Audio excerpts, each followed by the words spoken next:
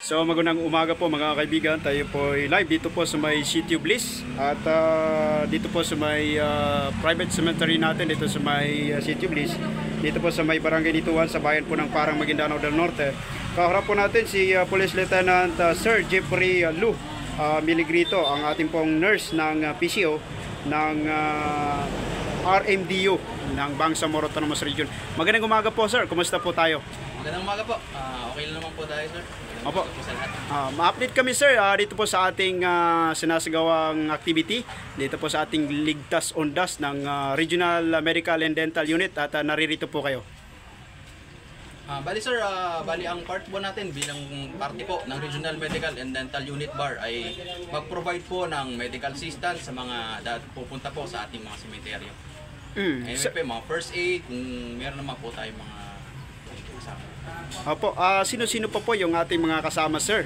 Maliban po yung RMDU natin at katuwang din po ba natin dito yung MPS natin sir? Kasama din natin yung Municipal Police Station natin ng Maguindanao del Norte, really in partnership with RMDU pag mga regular police. Opo sir, ano po yung mga tips natin ngayon sir sa ating Ligtas Ondas 2024? Napaka-importante yan, yung mga tips na yan, especially sa mga kasamahan natin na pupunta sa kanilang mga yumaong mag-anak sa sementeryo. Unang-una, sa pag-alis natin sa mga bahay-bahay natin, siguruhin natin na nakalock or secured yung ating mga bahay. Na nakalock yan, tapos tayo mag-iwan mga mahalagang bagay sa bahay. At pag tayo naman ay nasa mga sementeryo, tignan natin yung kung nasaan din yung may mga police assistance, pwede tayo sa kanila.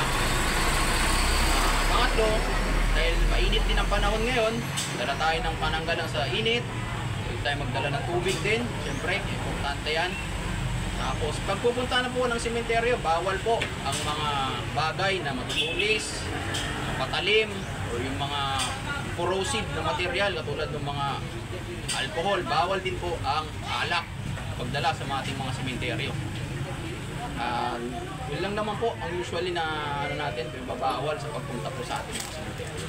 Opo, yung ating pong security sir, maliban po sa mga makukumpiska natin, siguro sir sa ngayon po ay wala pa po. Wala pa naman po tayong mga naka-confiscate na mga pinagbabawal po ng mga items na mga nabanggit ko. As of na wala pa. Sa seguridad sir, doon po sa ating mga kababayan na pupunta po dito sa sementeryo, ito po ay sinicheck isa-isa ng ating mga kapulisan. Opo, nandiyan naman po yung ating mga taga-MPS, tuwang natin sila sa pag-check po ng mga pupunta po sa ating mga sementeryo. Sige sir. Para po ma-ensure po yung safety ng bawat isa po na pupunta at yung mga nandito rin po sa iyo po. Opo, siguro sir, mensahe nyo sa ating mga kababayan dito po sa bayan ng Parang na ngayon po ay araw na ito ay nagsisidagsaan na sila. Siguro bukas ito mas marami pa ito sa mga susunod na araw. Mensahe nyo sir.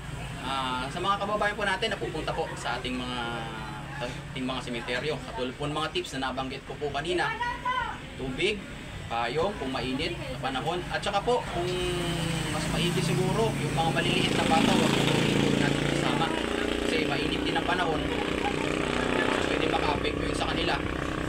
Ingat po tayo lagi sa ating pag-alis. Yun lang po.